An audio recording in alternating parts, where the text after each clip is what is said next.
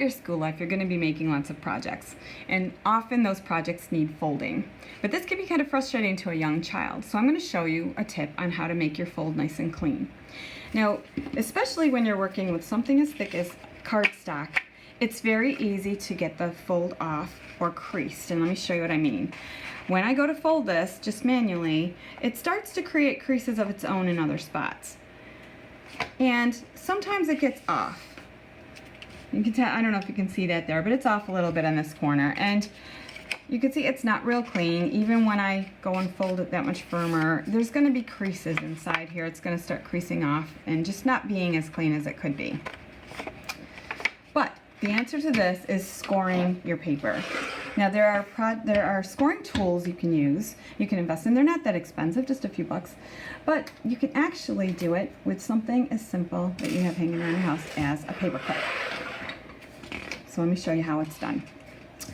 You're going to want a straight edge as well, and in this case a ruler works just fine.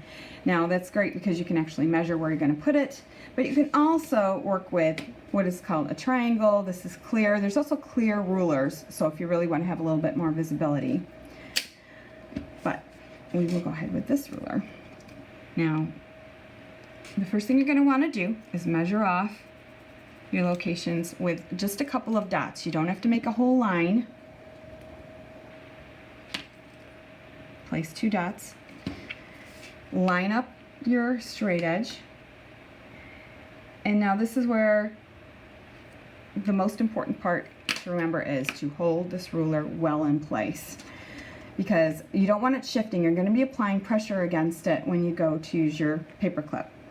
Don't go too fast, but just start to go along that edge a few times. You're creating a gully kind of.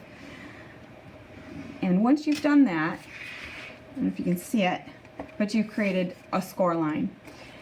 And look what happens. When you go to fold it, it's going to naturally want to go along that score line, which does not happen when you normally just fold paper. So there you've got it already ahead of you.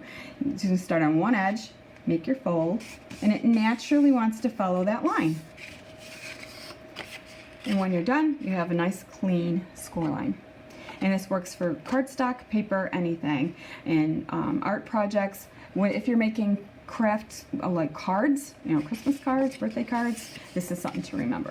So thank you for watching. Ignite a love of learning in your child and be sure to do it hands-on.